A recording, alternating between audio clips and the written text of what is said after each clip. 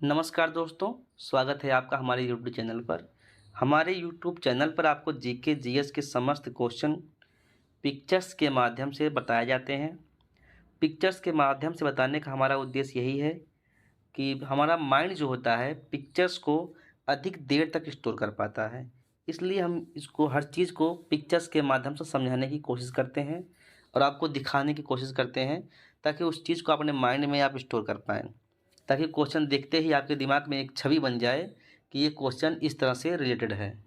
और हमारे YouTube channel पर आपको वोकैब भी पिक्चर्स के माध्यम से, ट्रिक के माध्यम से, फन के माध्यम से याद कराई जाएगी। आप प्लेलिस्ट में चेक कर सकते हैं। इंग्लिश वोकैब का एक अलग प्लेलिस्ट होगा और जीके जीएस का अलग प्लेलिस्ट होगा, जो पार्ट वाइज हिस्ट्री या ज्योग्राफी अलग अलग तरीके से अलग अलग पार्ट को एक सीक्वेंस में अपलोड किया गया है। आपको जो भी देखना होगा आप देख सकते हैं। सारी चीज़ें आपको पिक्चर्स से संबंधित करके बताई गई हैं।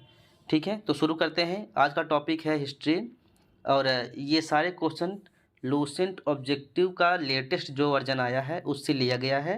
टेलीग्राम चैनल जो है लिंक डाल देंगे, जहाँ से आप जो है उसको भी आप डाउनलोड कर सकते हैं। ठीक है, तो शुरू करते हैं। क्वेश्चन है, इतिहास के तहत अध्ययन किया जाता है तो अतीत का। तो आंसर होगा अतीत का, ऑप्शन नंबर 1।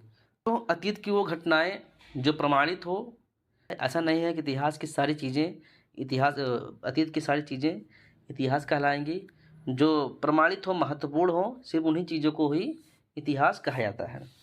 तो इसमें आंसर हो जाएगा अतीत का। इतिहास के तहत अध्ययन किया जाता है अतीत का। क्वेश्चन नंबर 2 है, प्रथम यूनानी इतिहासकार कौन थे? हेरोडोटस। हेरोडोटस यूनान के प्रथम इतिहासकार एवं भूगोलवेत्ता हेरोडोटस थे। इन्होंने अपने इतिहास का विषय पेलोपोनेशियन युद्ध को बनाया। मतलब इस युद्ध के बाद उनके विचार आया कि इतिहास लिखा जाए। इन्होंने हिस्टोरिका नामक पुस्तक लिखी। इनको इतिहास का पिता भी कहा जाता है। ये बहुत ही इंपॉर्टेंट क्वेश्चन है। अगला है 3 नंबर क्वेश्चन, निम्नलिखित में से किसने स्पष्ट कहा कि इतिहास के समस्त निष्कर्ष युक्ति संगत साक्ष्यों पर आधारित हैं? तो निम्नलिखित में से किसने स्पष्ट कहा कि इतिहास के समस्त निष्कर्ष युक्ति संगत साक्ष्यों पर आधारित हैं? तो इसको कहा है थ्यूसिडाइडिस ने, ऑप्शन नंबर बी, थ्यूसिडाइडिस। ये है थ्यूसिडाइडिस। अगला क्वेश्चन है मित्रों 4, किसका कथन है समस्त इतिहास वर्ग संघर्ष का इतिहास है? किसने कहा है कि समस्त इतिहास वर्ग संघर्ष का इतिहास है? तो इसको कहा है Karl Marx, option number 1, Karl Marx ने कहा है समस्त इतिहास वर्ग संघर्ष का इतिहास है। इतिहास के पिता, द फादर ऑफ हिस्ट्री की पदवी सही अर्थों में निम्न में से किससे संबंधित है? तो संबंधित है हेरोडोटस से। हेरोडोटस से, ये है हेरोडोटस। ठीक है, अगला क्वेश्चन 6 नंबर क्वेश्चन है, इतिहास अपने को दोहराता है यह किसने कहा है? यह कहा है कार्ल मार्क्स ने। कार्ल मार्क्स ने, यह है कार्ल मार्क्स। कार्ल मार्क्स ने कहा है इतिहास अपने को दोहराता है। 7 नंबर क्वेश्चन है, हम इतिहास से यही सीखते हैं कि आदमी इतिहास से कभी कुछ नहीं सीखता। हम इतिहास से यही सीखते हैं कि आदमी इतिहास से कभी कुछ नहीं सीखता। यह कहा है हीगेल ने। यह कहा है हीगेल ने, ऑप्शन नंबर 1, ये है हीगेल। ये कौन थे? जर्मन के दार्शनिक थे। समस्त इतिहास वर्ग संघर्ष का इतिहास है, तो कहा कार्ल मार्क्स ने। कार्ल मार्क्स ने। 9 नंबर क्वेश्चन है, निम्नलिखित में से कौन सा एक इतिहास के विषय में मार्क्स के दृष्टिकोण का संक्षिप्त वर्णन है? तो है option number B. Option number B क्या है? इतिहास शोषक, मतलब जो शोषण करता है, और शोषित वर्ग, जिस पे शोषण होता है, के बीच के संघर्ष का सिलसिला है। के बीच के संघर्ष का सिलसिला है। देखो, एक को माला पहना, एक को फांसी लगा रहे हैं, एक को माला पहना रहे हैं, शोषण हो रहा है भैया। 10वां है, निम्नलिखित में से किसने द्वंद्वात्मक भौतिकवाद के सिद्धांत का प्रतिपादन किया है? यहाँ दोस्तों माफ़ी चाहेंगे, यहाँ गलती से जो है हीगल की पिक्चर लग गई है। यहाँ पे कार्ल मार्क्स, ऑप्शन नंबर 2 होगा, कार्ल मार्क्स। निम्नलिखित में से किसने द्वंद्वात्मक भौतिकवाद के सिद्धांत का प्रतिपादन किया? कार्ल मार्क्स ने। अगला है कार्ल मार्क्स ने वर्ग संघर्ष की प्रक्रिया को निम्नलिखित में से किस सिद्धांत की मदद से समझाया है? तो द्वंद्वात्मक, ऑप्शन नंबर डी। अगला है, इतिहास विगत की राजनीति है या किसने कहा है? इतिहास विगत की राजनीति है या किसने कहा है? तो इसको कहा है सीले ने, ऑप्शन नंबर सी ने कहा है। सीले ने कहा है कि इतिहास विगत की राजनीति है, ये है सीले साहब। सुमेलित करना है, लेखक हैं और इतिहास की परिभाषा दिए हैं, उससे सम्मिलित करना है। तो ओकसाट ने इतिहास की क्या परिभाषा दी है? उन्होंने कहा है, सच यह है कि इतिहास में अतीत वर्तमान के साथ बदलता है। तो ओकसाट ने कहा है, सच यह है कि इतिहास में अतीत वर्तमान के साथ बदलता है। ऑप्शन नंबर ए का हो जाएगा 3। ट्रेवेलियन ने क्या कहा है इतिहास के बारे में? ट्रेवेलियन ने कहा है, इतिहास का महत्व वैज्ञानिक नहीं है। ट्रेवेलियन ने कहा इतिहास का महत्व वैज्ञानिक नहीं है, इनका ऑप्शन नंबर 4। कॉलिंगवुड ने कहा है, संपूर्ण इतिहास विचारों का इतिहास है। कॉलिंगवुड ने कहा संपूर्ण इतिहास विचारों का इतिहास है, ऑप्शन नंबर 1। ब्यूरी ने क्या कहा है? इतिहास स्वतः मात्र एक विज्ञान है, इससे कम नहीं और इससे अधिक नहीं। ब्यूरी ने क्या कहा है? इतिहास स्वतः मात्र एक विज्ञान है, इससे कम नहीं, इससे अधिक नहीं, ऑप्शन नंबर 2। अगला है, किस इतिहास दर्शन शास्त्री ने कहा था समस्त इतिहास समकालीन इतिहास है?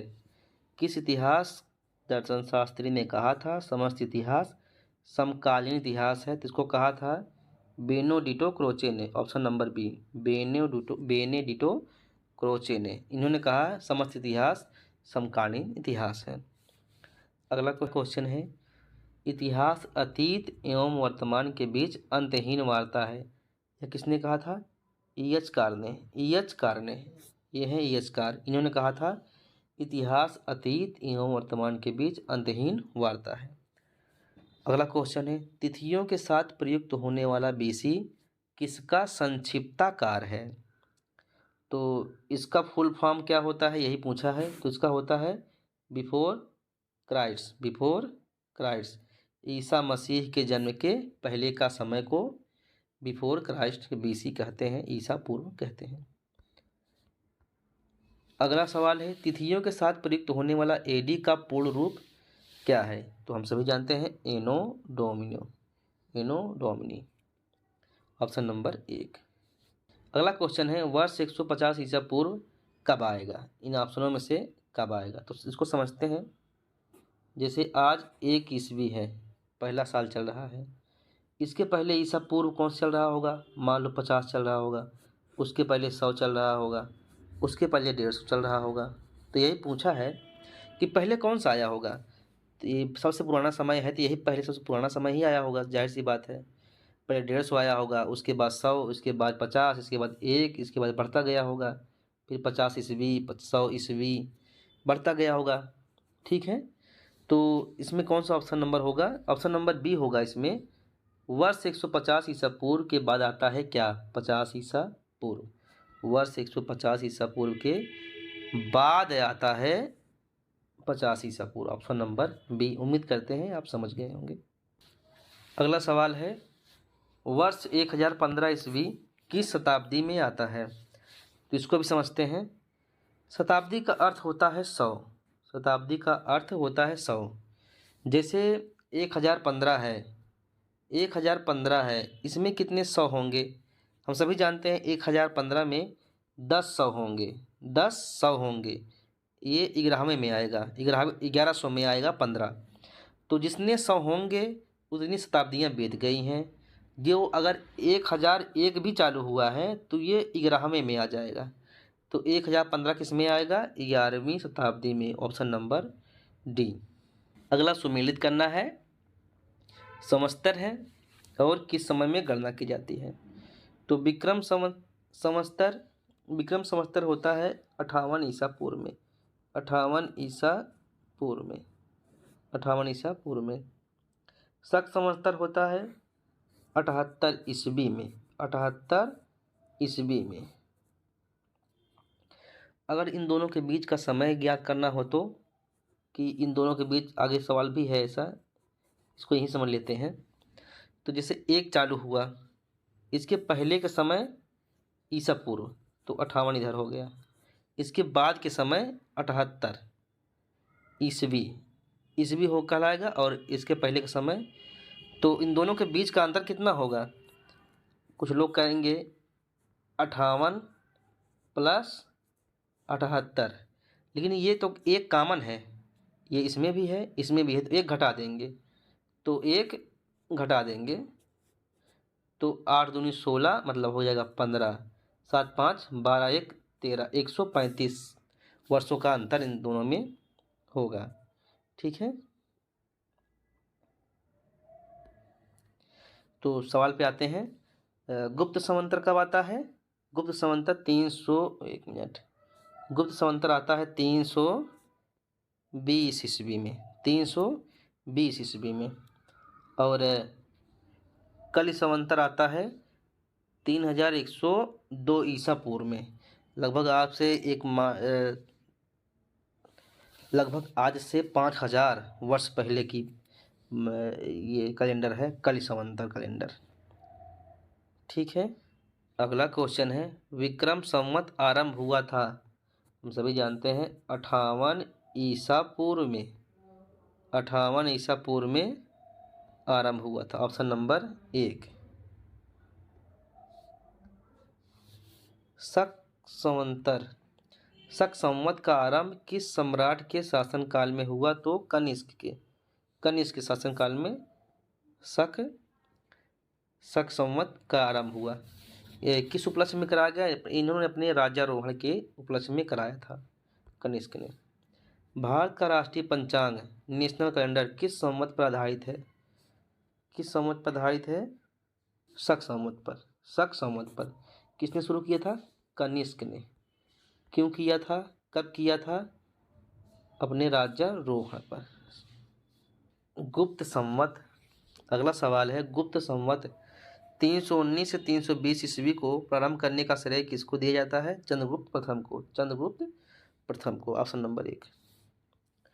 चंद्रगुप्त प्रथम ने गुप्त संवत का प्रारंभ किस उपलक्ष्य में कराया? तो इन्होंने भी अपने राज्यारोहण के उपलक्ष्य में कराया था।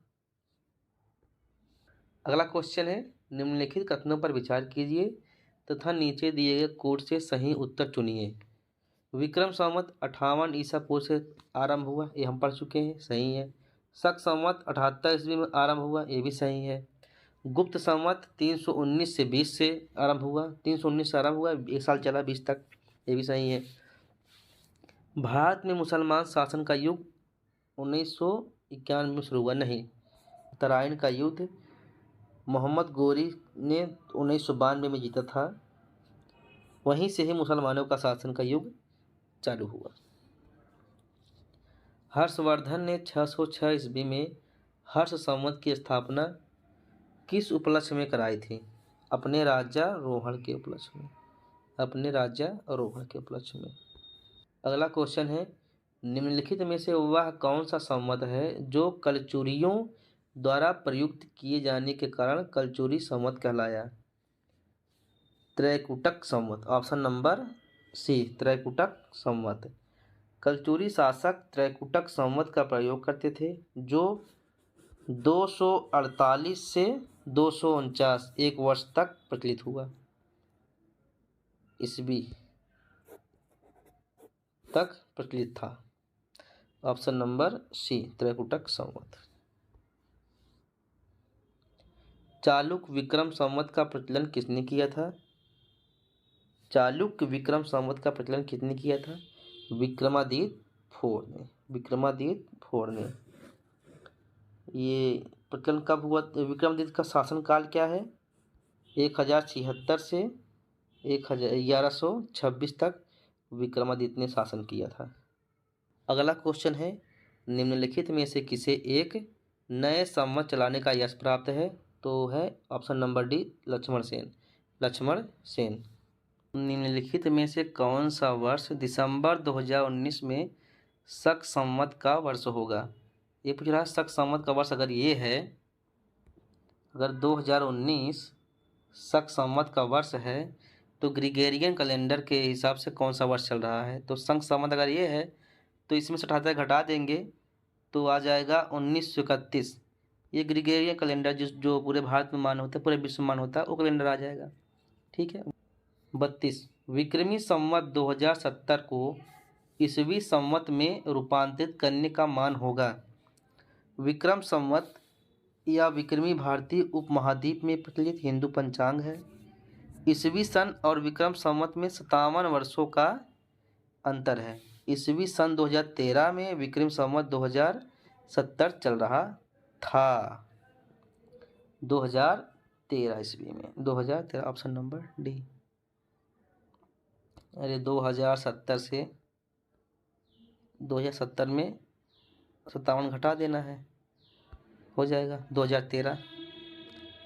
विक्रम संवत शक संवत के आरंभ के बीच कितने वर्षों का अंतर है, ये हम पहले कर चुके हैं। 135 वर्षों का। 135 57 प्लस 57 प्लस 78 135। अगला सवाल है 34 पुलकेशिन प्रथम का बादामी शिलालेख शक वर्ष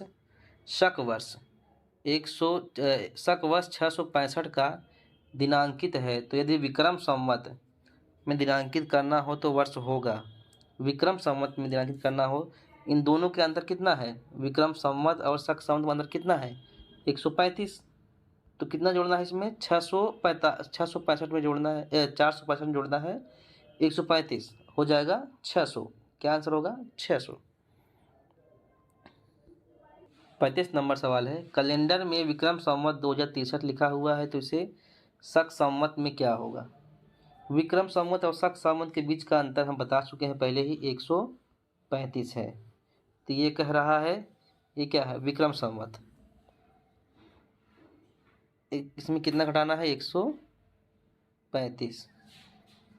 तो कितना आ जाएगा, 1928 शक संवत, ऑप्शन नंबर सी। पुरातत्व में अस्तर विन्यास पद्धति निम्नलिखित में से किसको समझने के लिए प्रयुक्त की जाती है। पुरातत्व में अस्तर विन्यास पद्धति निम्नलिखित में से किसको समझने के लिए प्रयुक्त की जाती है। तो ऑप्शन होगा भौतिक अवशेष के क्रमिक निपेज को, भौतिक अवशेष के क्रमिक निपेज को। कार्बन 14 तिथि निर्धारण पद्धति का विकास किसने किया था, विलर्ड लेब्बी ने किया था। इसके बारे में वीडियो को पॉज करके पढ़ सकते हैं। अगला सवाल है काष्ठ, अस्थि और शंख के पुरातात्विक नमूनों का काल निर्धारण करने का निम्नलिखित में से कौन सा अपनाया जाता है। तो कार्बन 14। कार्बन डेटिंग निम्न की आग निर्धारित हेतु प्रयुक्त हो जाती है, जीवाश्म की। कार्बन डेटिंग जीवाश्म की आयु निर्धारण हेतु प्रयोग की जाती है। प्रागैतिहास का अंत एवं अंतिम सवाल है आज का। प्रागैतिहास का अंत एवं इतिहास का आरंभ माना जाता है जब मानव ने लिखना शुरू किया। प्रागैतिहास का अंत एवं इतिहास का आरंभ तब माना जाता है जब मानव ने लिखना सीखा। देखने के लिए बहुत बहुत धन्यवाद। और पार्ट देखने के लिए प्लेलिस्ट में जाएं और सारी चीज़ें सीक्वेंस से देखें।